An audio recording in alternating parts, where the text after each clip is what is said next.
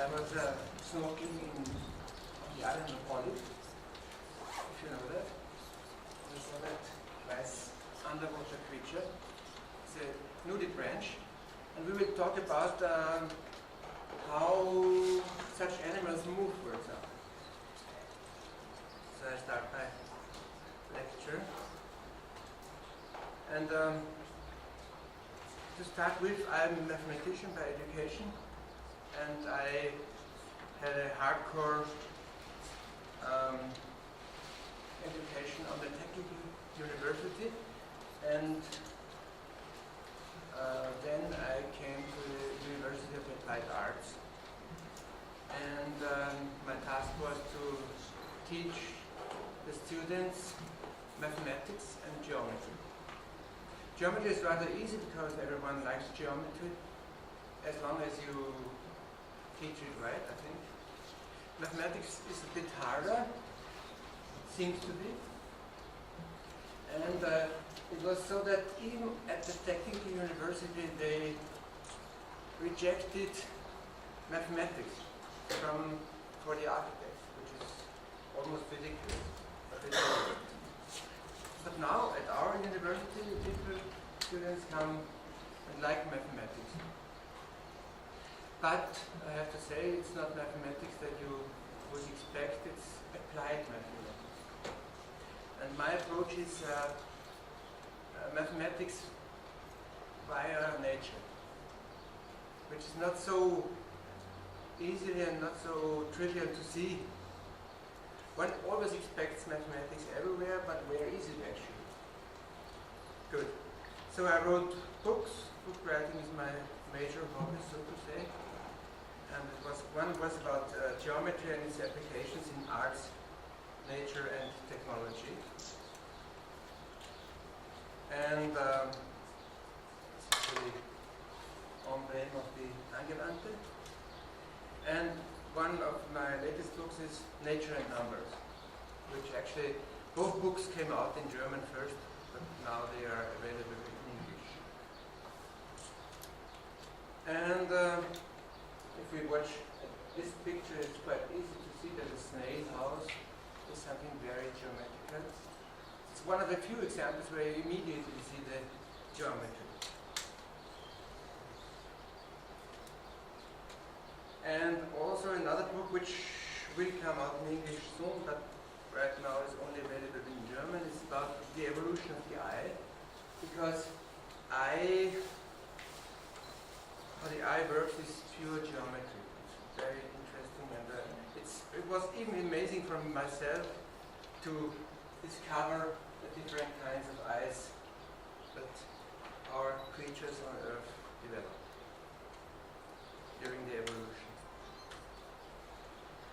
So this time I'll stick to the nature and numbers topic, and I ask myself, where are the numbers?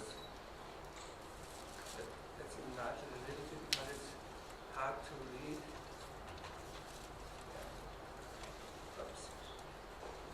It's hard to find unambiguous categories in nature because nature is a pragmatic mechanism and accepts any imperfect solution if it's better than another one. Okay? And that changes all the time because conditions change, and then something which has already been found out, say the golden section or whatever, might be a disadvantage, and then something else evolves. Now, this is equally true for the development of life as also for the development of shapes and patterns. So, for example, if we say crystals have a geometric shape, then show me the crystals that have the perfect geometric shape. If we would have a microscope, it would be possible to enlarge, for example, the diamond atomic structure, then it would be perfect. But no one ever has seen it, but it is like this. Of course, you can prove it in many ways, but not in a visible way. So this is, I think it's called zit or something. And it's not perfect at all. But you could see double pyramids and whatever. Or if you have thunder lightning that somehow explodes randomly. So there are lots of parameters and it's hard to get it under control. There's a whole research about that, of course, because it's very important to understand how lightning works to decrease the danger. But there are so many parameters, it's not easy. I mentioned that the atomic models are actually, we think it's so real, and probably we also think that it's under the microscope could look like this, but this is in an atomic scale. For example, these images have 1,000 times the diameter of a carbon atom. And how could people get out how the structures look like? And it's actually it's X-ray diffraction plus a 3D Fourier transformation. So it's really hardcore mathematics. And one could say, I believe it or don't believe it, but meanwhile they are even inventing medicines. This is a Heliobacter pylori, medicines against, say, this Heliobacter, for example, by means of mathematics.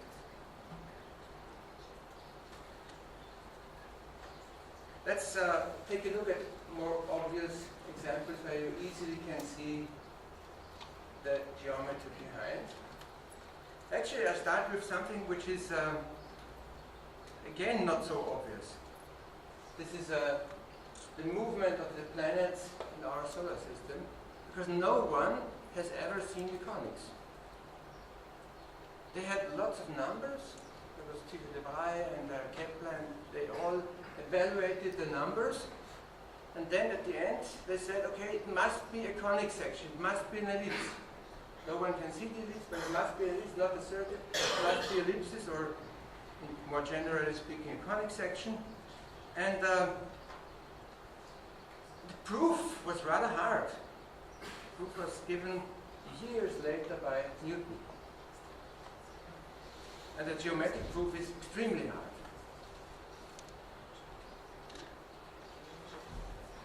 This is, you probably recognize it, because everyone meanwhile knows about the Gulf Stream, of course. The Gulf Stream is under the surface, sometimes deeper, sometimes on the surface, and it runs slowly, or sometimes even faster.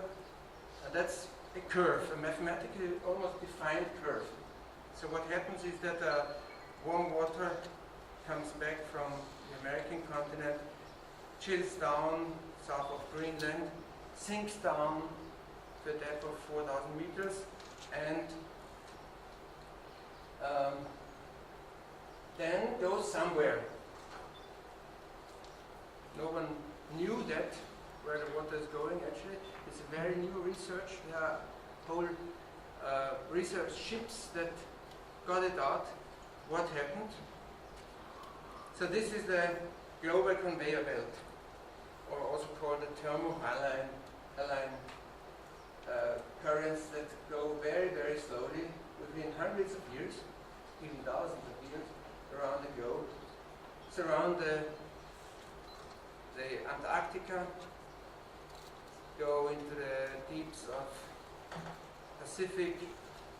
It's a belt that was invisible to our eyes, and it's extremely important for our climate, for example.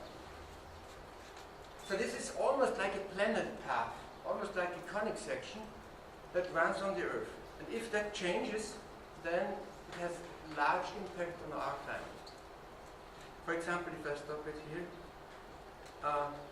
the reason why the water is going back here, the other direction, is only because 3 million years ago the two American continents linked together. And then the water couldn't run through again. And that changed the climate. Complete change of the climate in the last 3 million years. The major reason for it was that. That was closed. Then I already mentioned the obvious examples where you have exponential growth with snails, snail houses, and underwater you have the spiral worms here. These are animals, not plants. They're called Christmas tree worms, and they have certain shapes, and they are very much mathematical. You have the clams here, and what you see below is so-called spirula. It's an animal, and the shell is inside the animal. It's kind of a squid. And if you look at the inside of a snail house, can be really complicated. But it's very obvious, and you can simulate that whole thing by means of computer and formulas, and within a second or even less, you have those images. And you can look at the animal horns, for example, was a very obvious example. It's another kind of spiral. So you can distinguish between a helix, normal helix, then you have the classic spiral here, which goes in infinite number of windings to zero, so to say. And then you have the in-between thing, the so-called helispiral motion, which is present in the horns of antelopes. Then you could ask yourself, what did the manufacturer of this cello mean? Which kind of spiral this is? But you can actually take all the goats and ibises and antelopes and try to simulate their horns. And if not something terrible happened in their life, that they were fighting and losing a horn or whatever, it would fit perfectly into a mathematical formula. So this was, for example, a Makor, and this is of course a three-dimensional simulation of a horn, and it works perfectly. It's actually only one formula, the helispiral formula, and then you add some spline curves that fits more or less to the horn and apply the helispiral motion to this.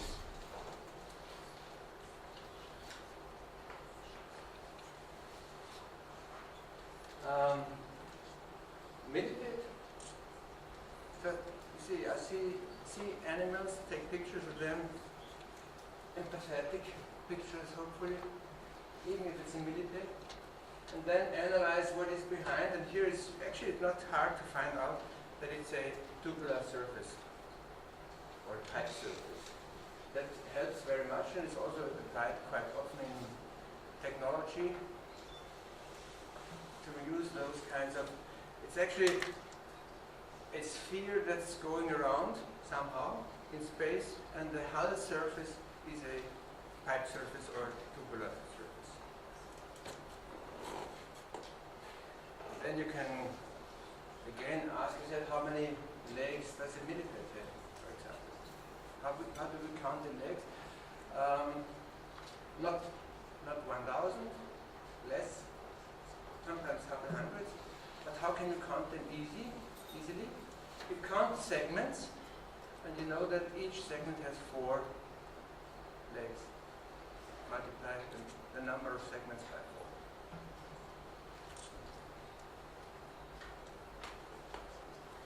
It's also fascinating to see how the legs of the animals are moving, synchronized, and one might think that that requires a lot of intelligence. But we also don't think, if we think how we are moving, then we are lost already. We are moving by intuition, and the animals, of course, also. Even if they have hundreds of legs, they move very synchronized and perfect. This was an example that you can see quite often when you look at wine things. Here you have, what would you say what that is? One of the few examples I would say where a helix curves. There's a helix here in this area, and on the other side is also a helix. What is this? It's a plant that is going around in circles to find some hook. Okay, and if it doesn't find the hook in that direction, it might change the direction, go the other direction, and find a hook somewhere else.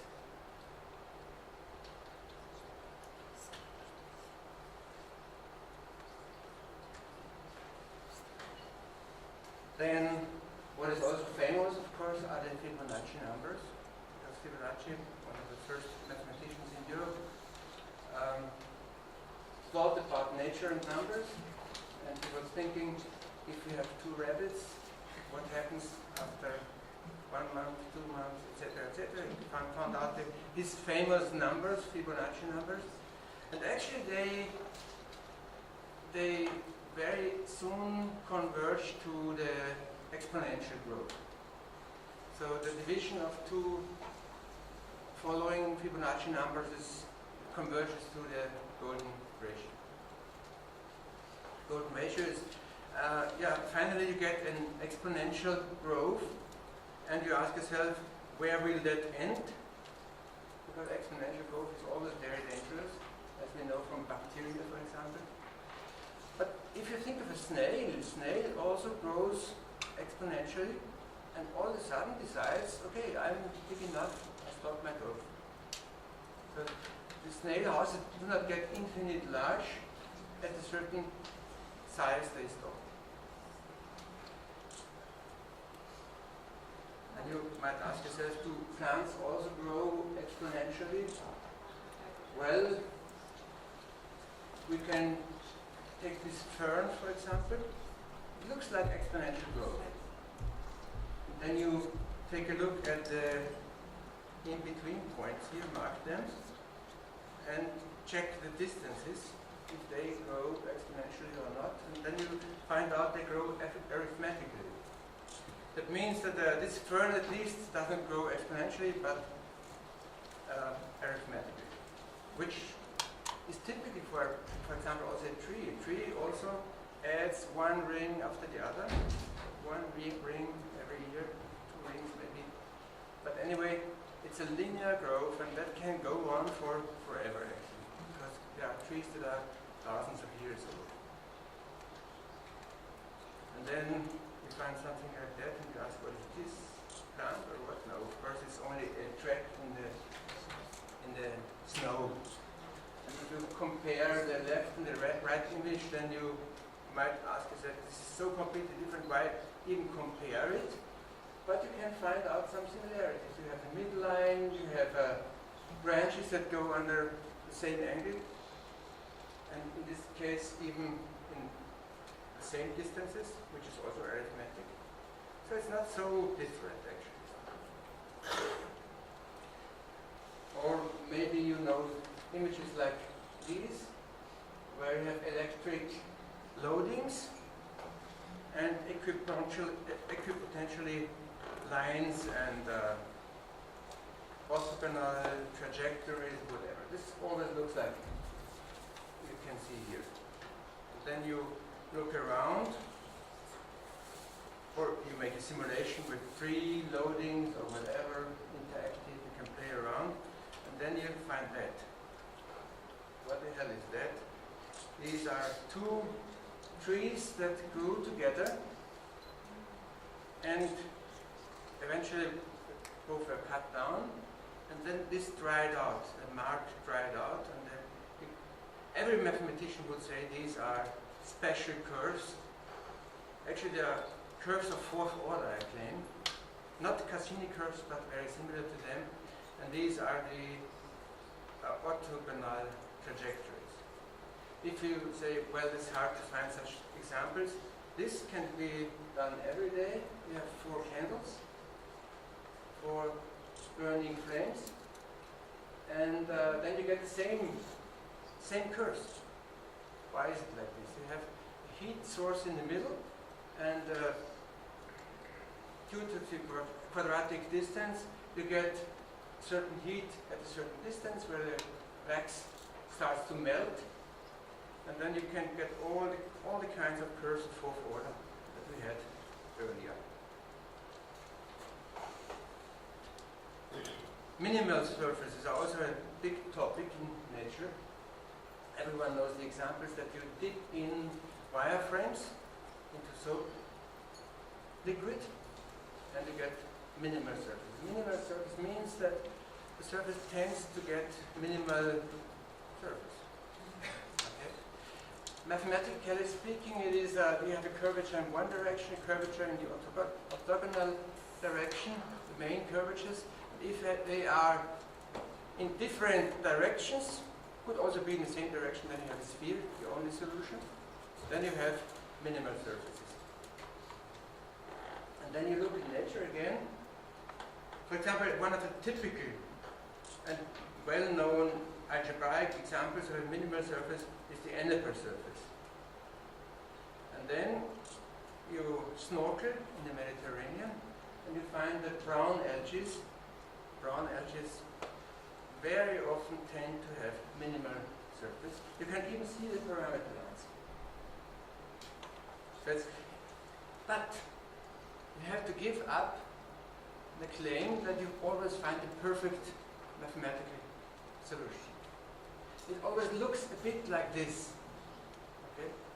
And maybe you even find one perfect solution, but the others are not in the same way. Depends how the other parameters were, but the tendency in nature is to develop minimal surfaces. You take soap film again and blow through it and you get all the bubbles.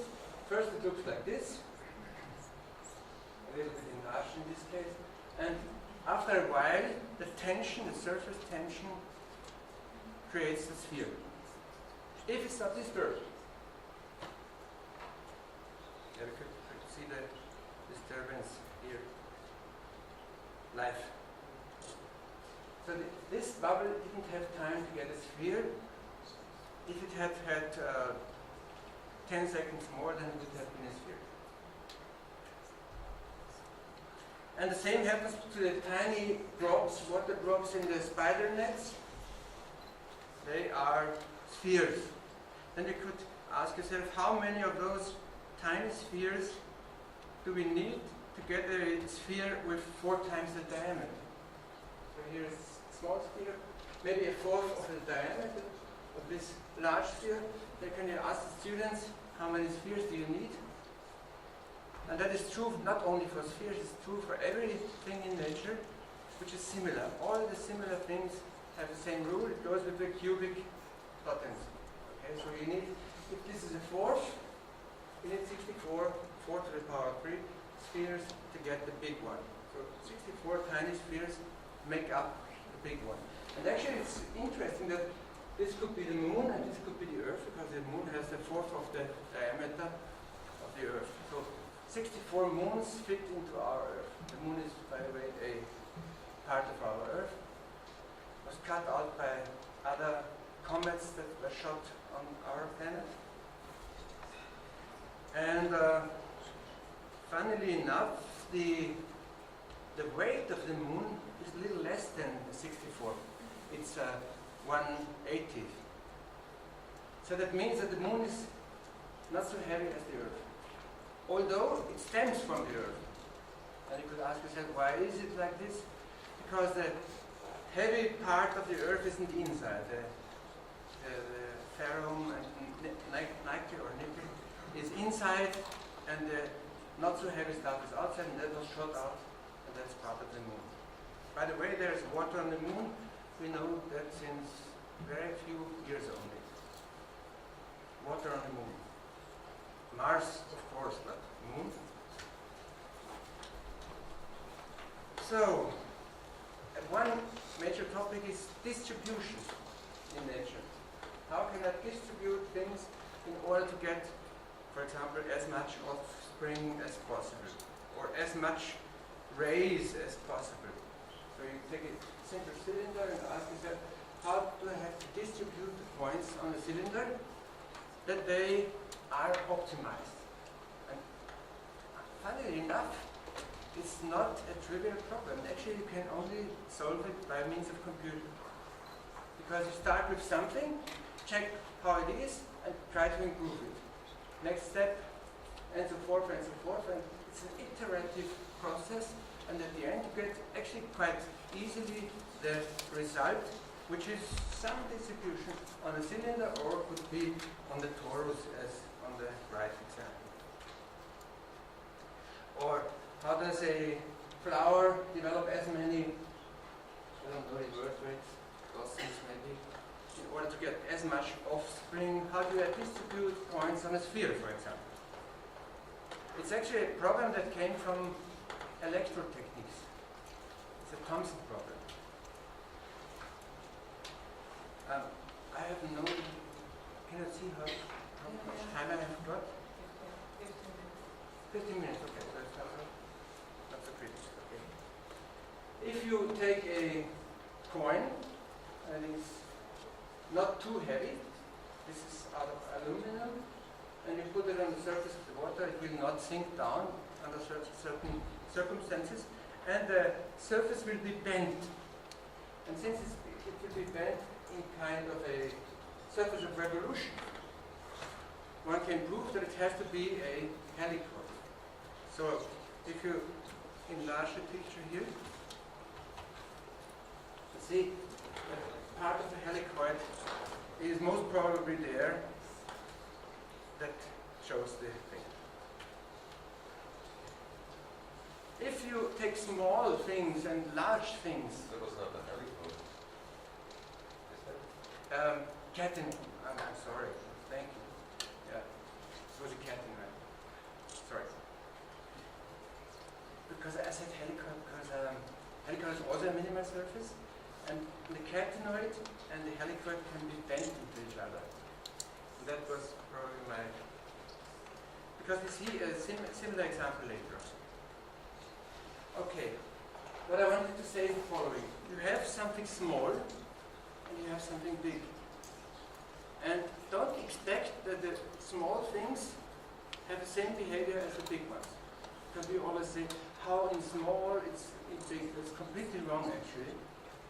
And for example, the Earth is not a sphere because of surface tension, which would be ridiculous.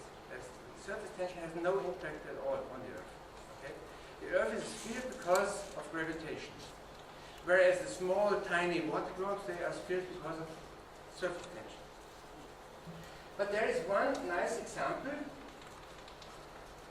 of a family of surfaces that allows scaling and does not lose the physical properties. So if you take a minimal surface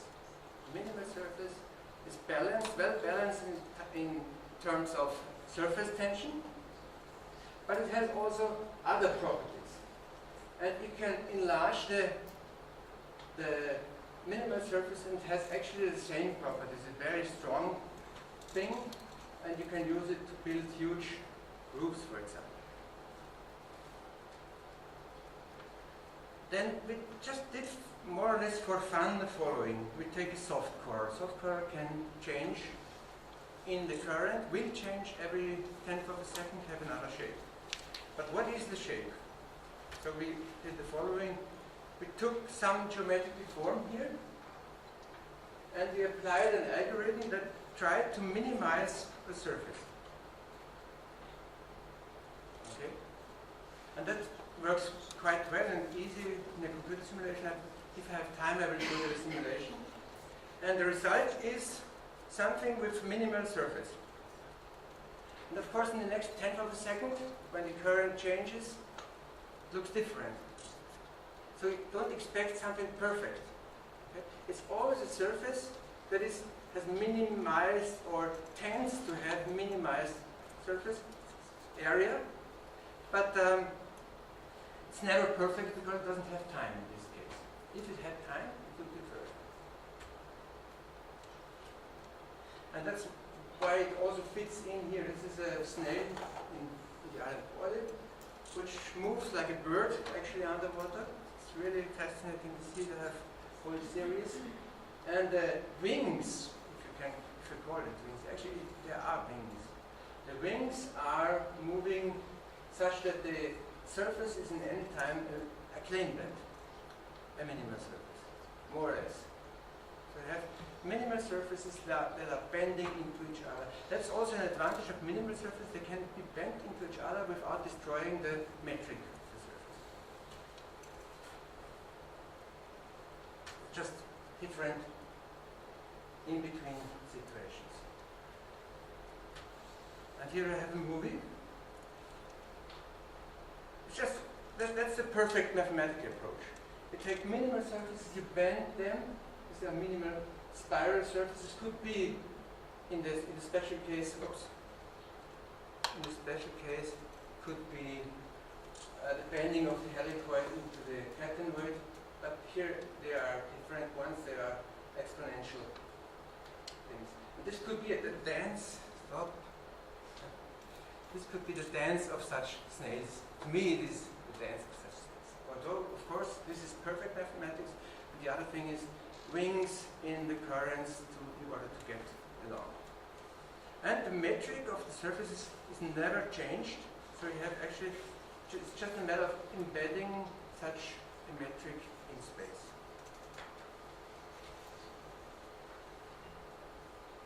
Also some nice things.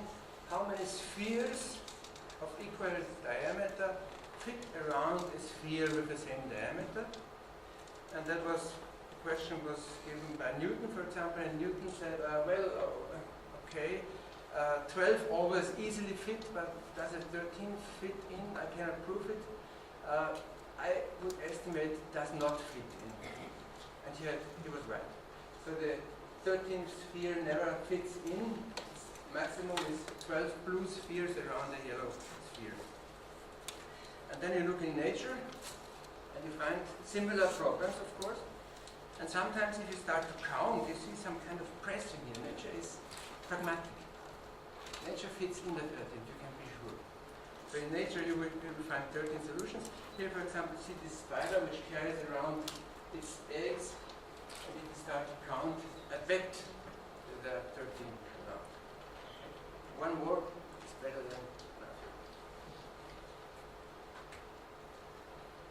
What also occurs quite often are Voronoi diagrams, which stem from triangulations, Delaunay triangulations, and they occur really often. If you expect them always to be perfect, then don't look for them. But they are in the wings of dragonflies, astonishingly, because obviously this makes a very stable thing. I had a hardcore mathematician who said, I'm wrong in all examples except the dragonfly wing, which astonished me personally, because there I wouldn't have expected so perfectly. But of course, what happens, you have forces, and these forces try to gather as much material as possible around in a cell, in a convex cell. And the result is a Voronoi diagram. Even if mud dries out, you can find such patterns. Of course, not mathematically perfect, but very close to the solution. And if you extend that to 3D, I made an experiment in the office that I had a cube and I gave some liquid, soap liquid in, and it looked like this.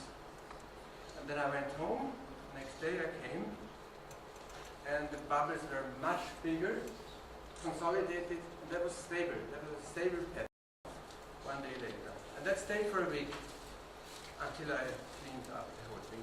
And then we made a 3D simulation of the whole thing. Should be here. It's not. I can show you live afterwards. And then you look for other Voronoi diagrams, like in the columnar basalt.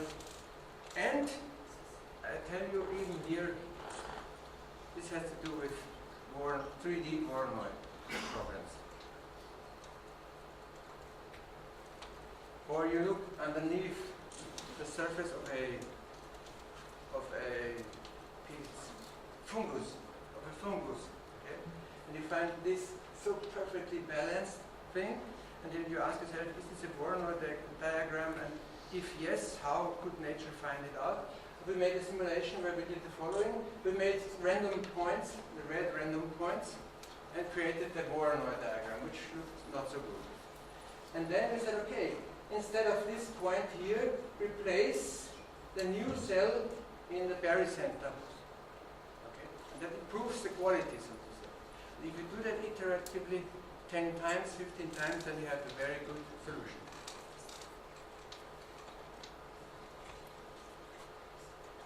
And then you have typically famous examples in the flowers, daisies. And you see, oh wow, it forms spirals, look at that, nice. But actually the major goal is only to put as many dots in here as possible, to get as much offspring as possible. And that finally, eventually ends up with the golden angle. But see, if you enlarge the whole thing, you don't see spirals at all. You could ask yourself, are there spirals, are there not spirals? Does it have to do with spirals, okay? So you take this thing and you say, in this case I don't see the spirals, in other cases I see it. So, if you have cells in the form of deltoids, then you immediately see spirals. If you have cells in the form of hexagons, there are no spirals. Actually, it has nothing to do with spirals. It's an optical illusion. To come back to that point. Okay. And then you could try out, how do I do if I arrange the whole thing on a sphere, and there's pure mathematics behind. You have stereographic projections, and you have quadratic. Yeah, because I'm coming to the end, and I'll show you some live animations for 2 minutes only. Yeah, you look at the plants and you try to measure angles, and I was astonished that I really could find 137.52 degrees on some plants. Okay? And the reason for this is that plants are lying on the ground and try to get as much light as possible, and then this golden angle is the perfect solution. But of course, please don't expect the golden angle everywhere. In this case, it's an advantage to get more light. In other cases, it's an advantage to get good patterns on surfaces, but that's it. Don't expect it with every time. And now, come to the end, I'll show you some live animations. This was wrong, sorry. The icon looks so similar. It's obviously gone, so I look for it. The program is called Open Geometry.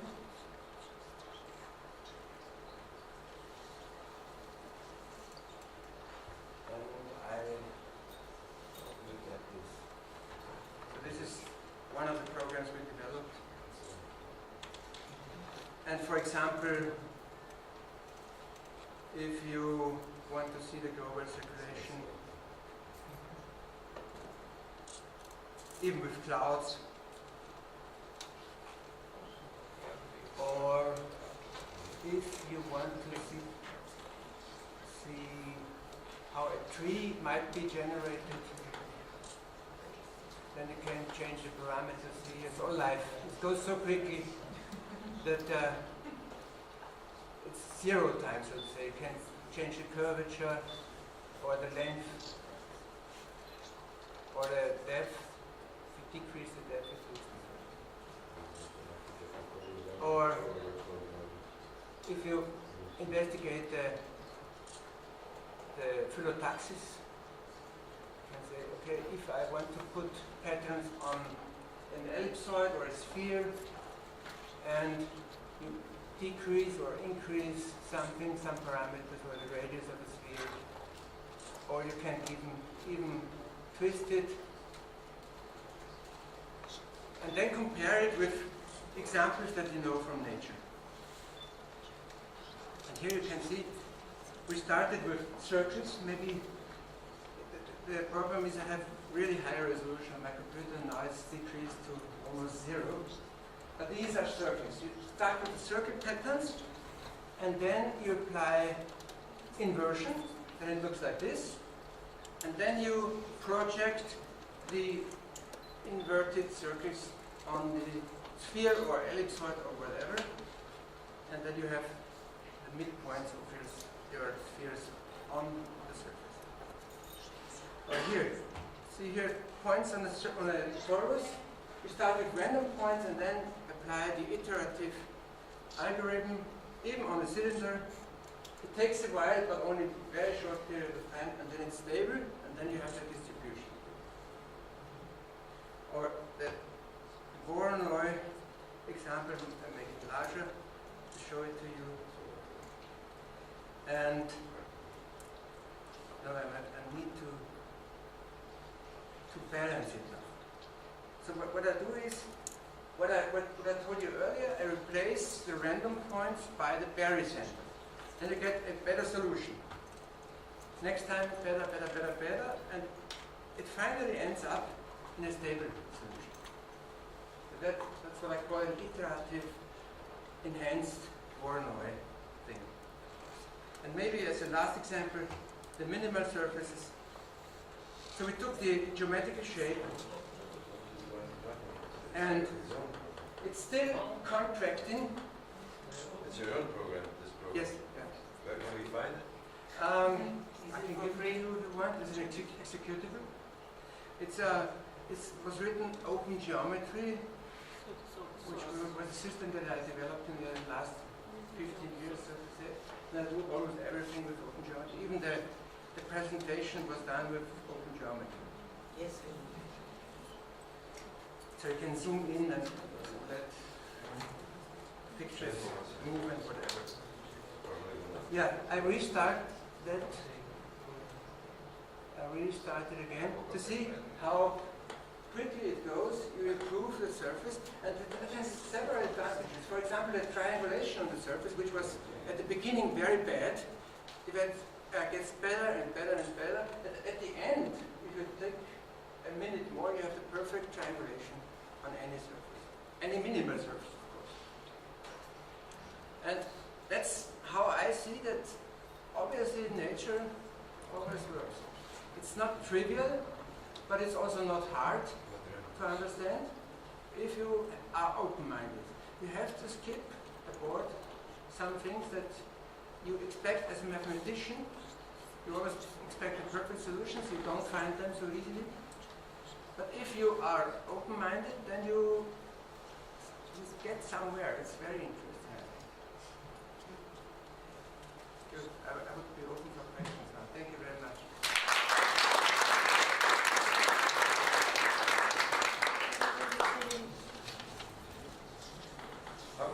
Why do you believe that an animal has minimal surfaces at any moment? Because for a minimal surface, equilibrium. Maybe and the animal, in order to move, it has muscles. And so those muscles put an extra force on the surface. So it cannot be minimal. It's not a minimal surface in the very moment, but it tends to minimalize the surface, the area, because of the tension, of course, because everything wants to stay together. And the other thing is that I looked at hundreds or thousands of examples and it worked very often. Okay, there's a twofold approach. The one is that I looked at the things and tried to simulate them. And the second is that for me it's quite obvious that because the surface wants to stay together. No, the surface wants to move. And the surface wants to move at the same time. So it has to change somehow. Typical thing is wings of bats, for example. Okay, if you watch the wings of the bats, they are moving in every thousandth of a second. Okay, but they always tend to, of course, due to the tension, tend to minimalize the area.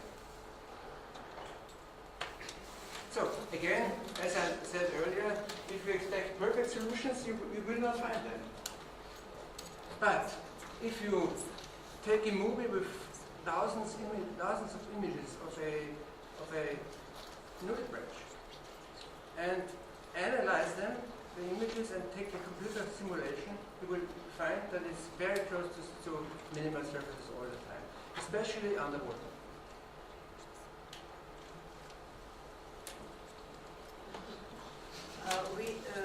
Again, the same question about open geometry. It is free program? Open geometry program is Yeah, free. the thing is, this is a demo program. And of course I can put it in the internet if you want, and you can download it. Yes. Yeah. And this animation you made, Yes, you keep, they are on my in homepage. move The videos Yes. are on my homepage. Yeah. No. I wanted to ask this animation you made in open geometry. Yes, everything is done in open So geometry. we can do the same. So Yes, but to be honest, in move it's a format, very hard task in to. which more format you keep that? It's a very hard task to develop a software that holds for decades, because Rhinos, for example, is working with Rhino, Yes. and this is also a very wonderful tool, no question Yes. about it. And I would not It's claim. not free, is that I asked for that. Yeah, but you have to know quite a few things, and you have to have literature about it and how to use it. It's not so easy. My compliments about comparing. Thank you. Deliver equations when you make When I make an own, for those yes, equations or do you yeah. just your There are many random things. We start usually with random things, for example, random points, and improve the situation by means of replacing the random points by very. Yeah. If it's possible to have an equation, it's very nice and easy. That's easy. Type in the equation. I mean,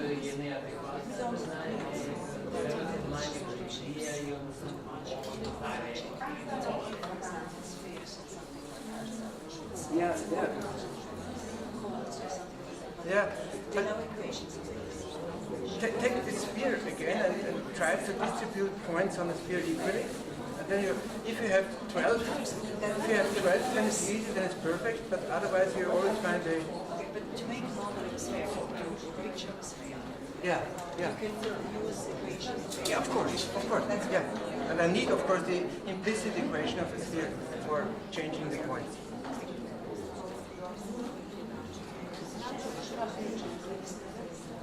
Is there another question?